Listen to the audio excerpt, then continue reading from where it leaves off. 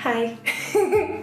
I don't even know where to start really, to be honest, because since the last video I basically finished the costume, I did a photo shoot with it, I took it to Madrid on an international cosplay competition representing my country, I took it to the premiere, I went to see Wicked dressed as Glinda with my friend as Elphaba, and yeah, I redid the wand as well for no reason whatsoever.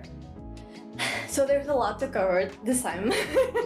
Okay, so I'm going to try a different approach for this video today because it's not gonna be so detailed, but I still want to show you how I did all the things. So let's just get to it and start by the skirt. So like I told you before in other videos, for the skirt I used a couple of layers of fabric. I used 2 layers of organza and 1 of tulle, and I got these huge circles and oval shapes. I hemmed everything and attached the sequins, and then this was major for me. I don't think I would have been able to do the shapes of the skirt without doing this step, which was starching all of the petals. So I mixed up a little potion of a cornstarch and water. I boiled it till it's like translucent and sticky, and then I just soaked all of the pieces in there and left it to air dry. And then once they were dried, I ironed them. With the petal starch, they were so weird because they could stand up on themselves on the floor. That was super funny. And then I took them to the mannequin and I pinned where I needed to so that I would create the massive Glinda skirt shape.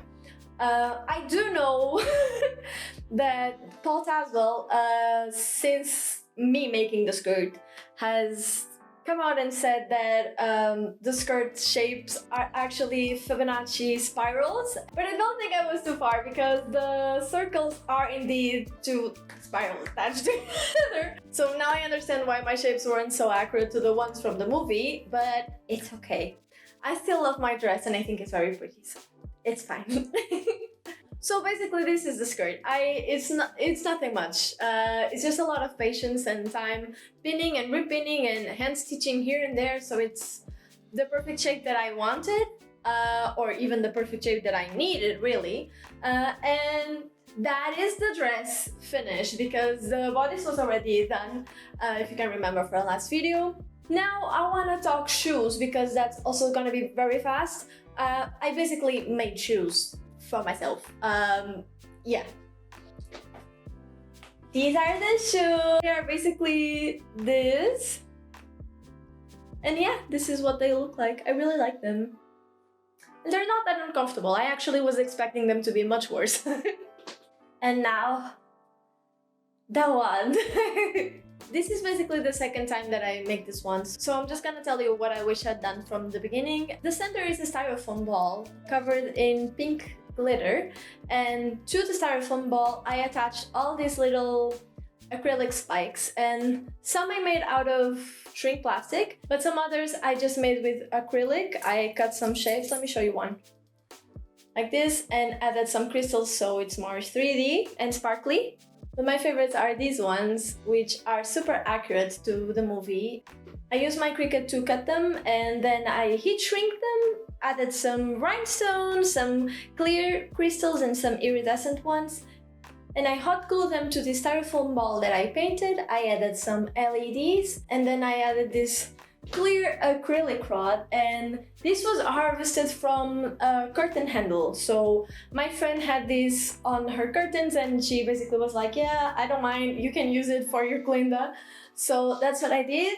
And yeah, that's basically it for this costume. Of course, there's a lot of detailed work that I spent hours on, gluing sequins, adding crystals, ironing on bubbles onto the skirt. So now that the costume is done, please, let me tell you about the photo shoot.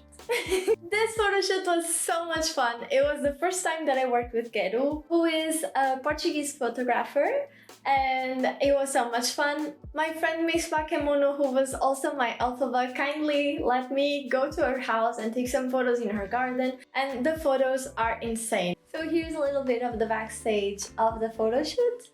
And with photos done and everything ready, it was then time to pack everything and take this whole costume to Madrid. This year we were so lucky to be able to represent Portugal in the International Cosplay League.